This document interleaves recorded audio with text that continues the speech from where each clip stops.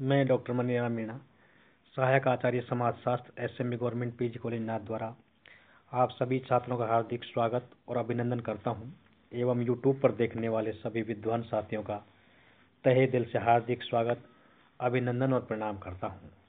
हमने पिछले वीडियो व्याख्यान में आपको संस्कृतिकरण और पश्चिमीकरण की अवधारणा के बारे में बताया था। उसी कड़ी में आगे बढ़ते हुए आज का हमारा टॉपिक है संस्कृतिकरण की अवधारणा, एक आलोचनात्मक दृष्टिकोण।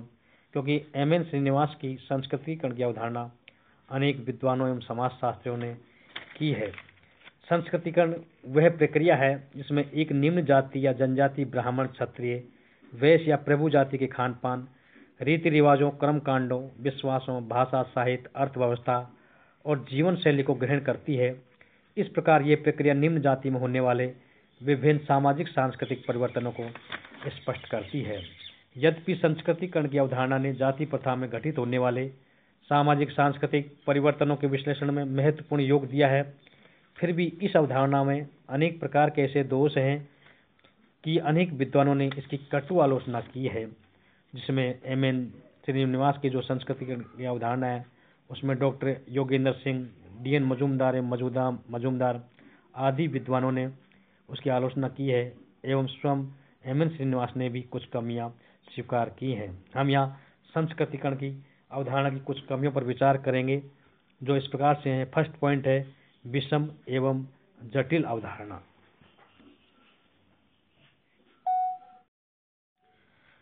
संस्कृतिकरण की अवधारणा एक आलोचनात्मक दृष्टिकोण।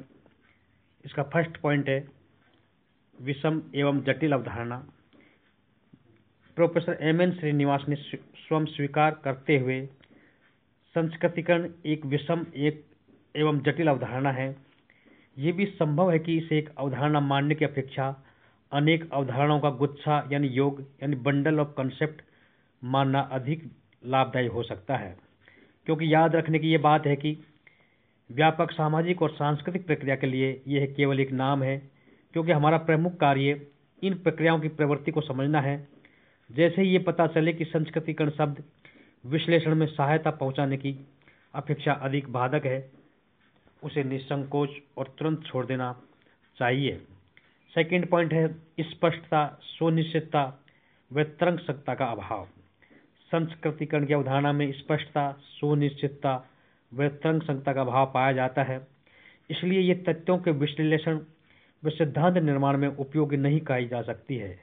एम.एन. श्रीनिवास ने लिखा है, इसमें कोई संदेह नहीं है कि संस्कृतिकरण की प्रक्रिया एक अवधारणा की जटिलता और उसके साथ ही इसके ढीलेपन के कारण सीमित है।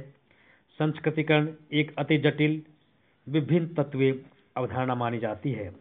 एम.एन. श्रीनिवास ने आगे लिखा है कि संस्कृतिकरण की अवधारणा के बेढंगा व अस्पष्ट होने के बावजूद भी वो इसका प्रयोग करते रहेंगे और वो बिना किसी पश्चाताप के इसका प्रयोग आगे भविष्य में भी करते रहेंगे। तीसरा पॉइंट है परस्पर विरोधी बातें। कुछ स्थानों पर एम.एन. श्रीनिवास ने संस्कृतिकरण की अवधारणा के संबंध में परस्पर विरोधी बातें भी बताई हैं।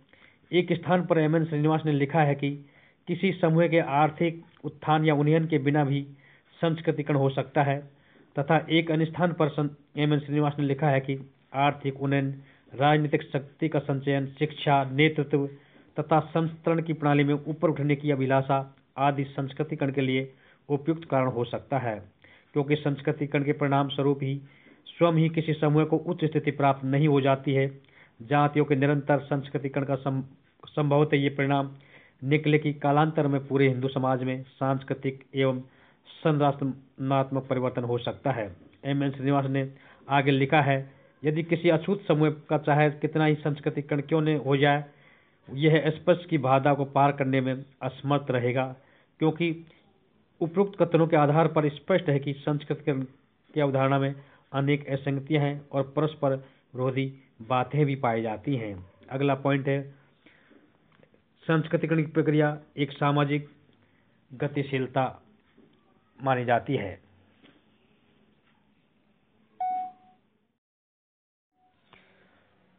नेक्स्ट पॉइंट है सामाजिक गतिशीलता संभव। एम.एन. श्रीनिवास मानते हैं कि संस्कृतिकरण की प्रक्रिया द्वारा लंबवत सामाजिक गतिशीलता संभव है, क्योंकि इस प्रक्रिया के द्वारा एक जाति जातीय संस्तरण में अपनी स्थिति को ऊंचा उठाने में समर्थ हो जाती है, लेकिन ये संदेहजनक भी है कि वास्तव में ऐसा होता है। इस संबंध में डॉक्टर डी.एन. मजुमदार ने लिखा है कि सैद्धांतिक और केवल सैद्धांतिक रूप से ही ऐसी स्थिति की कल्पना की जा सकती है। डॉक्टर मजुमदार के अनुसार संस्कृतिकरण की प्रक्रिया के माध्यम से कोई निम्न जाति लंबे समय तक ऊपर नहीं उठ पाती है, क्योंकि उच्च जाति की सदस्य भी वह नहीं बन पाती है। अपने ही समान स्तर की अन्य जातियों से वो अपने आप में कुछ स्तर अपने आप का ऊंचा उठा सकती है। डॉक्टर योगेंद्र सिंह संस्कृतिकरण को सामाजिक, सांस्कृतिक और सामाजिक गतिशीलता की एक प्रक्रिया मानते हैं। डॉक्टर योगेंद्र सिंह का मानना है कि संस्कृतिकरण एक अग्रिम समाजीकरण की प्रक्रिया है, क्योंकि इस प्रकार समाजीकरण व्यक्ति के लिए अप्रक्रियात्मक होगा, क्योंकि जिस समूह का सदस्य बनने की वह आकांक्षा रखता है, गतिशीलता के अभाव में उसका सदस्य वो नहीं बन पा सकता है। इस तरह संस्कृतिकरण एक ऐसी प्रक्रिया है जिसके द्वारा हिंदू समाज में संरचनात्मक परिवर्तन संभव हो सकते हैं। संस्कृतिकरण की प्रक्रिया पूरे देश में दिखाई नहीं देती है, क्योंकि डी.एन. मजुमदार का मत है कि सभी स्थानों पर निम्न जातियों में ऊंची जातियों की संस्कृति अपनाने की प्रवृत्ति नहीं पाई जाती है। संस्कृतिकरण की प्रक्रिया के स्थान पर असंस्कृतिकरण की प्रक्रिया अधिक दिखाई देखने को मिलती है, क्योंकि ब्राह्मण और ऊंची जातियां और परंपरागत सांस्कृतिक मूल्यों, विश्वासों, खान पान, कर्मकांड एवं जीवन शैली को त्याग रही हैं और शराब और मांस का प्रयोग करना शुरू कर रही हैं तथा निम्न जातियों के व्यवसाय को ग्रहण कर रही हैं। कई ब्राह्मण व्यापार, वाणिज्य, कृषि तथा अन्य व्यवसायों में लगे हुए हैं। कालिया ने तो ब्राह्मणों द्वारा जनजाति की संस्कृति को अपनाने जनजातिकरण का उल्लेख किया है। इससे स्पष्ट है कि संस्कृतिकरण के स्थान पर असंस्कृतिकरण की प्रक्रिया अधिक बढ़ती जा रही है और देखने को मिल रही है। एम.एन. श्रीनिवास ने संस्कृतिकरण की इकाई का स्पष्टता से उल्लेख नहीं किया है, क्योंकि संस्कृतिकरण एक वर्ण, जाति, उपजाति अथवा गोत्र आदि में से किसी के द्वारा भी किया जा सकता है। संस्कृतिकरण की अवधारणा एक संकुचित अवधारणा मानी जाती है, क्योंकि जिसका जन्म भारत के एक छोटे से भाग कुर्ग के अध्ययन के दौरान हुआ है, उसके आधार पर संपूर्ण देश पर उस प्रक्रिया को नहीं थोपा जा सकता है। अतः जाति व्यवस्था में होने वाले केवल पदमूलक परिवर्तन को समझा जा सकता है। यह अवधारणा भारतीय समाज में घटित होने वाले अन्य परिवर्तनों को व्यक्त नहीं करती है, जबकि कुछ विद्वान इसे अनुकरण की प्रक्रिया मात्र मानते हैं। एवं अधिकांश समाजशास्त्रियों का मत है कि संस्कृतिकरण पर संस्कृतिकरण का ही एक विशिष्ट रूप है, क्योंकि एक जाति द्वारा दूसरी जाति की संस्कृति को अपनाने के लिए नया नाम गढ़ने की कोई आवश्यकता नहीं है, पर संस्कृतिकरण ही उसके लिए काफ़ी उपयुक्त शब्द है। हम आपको अगले वीडियो व्याख्यान में पश्चिमीकरण का अर्थ एवं परिभाषा के बारे में बताने का प्रयास करेंगे। धन्यवाद। थैंक्स।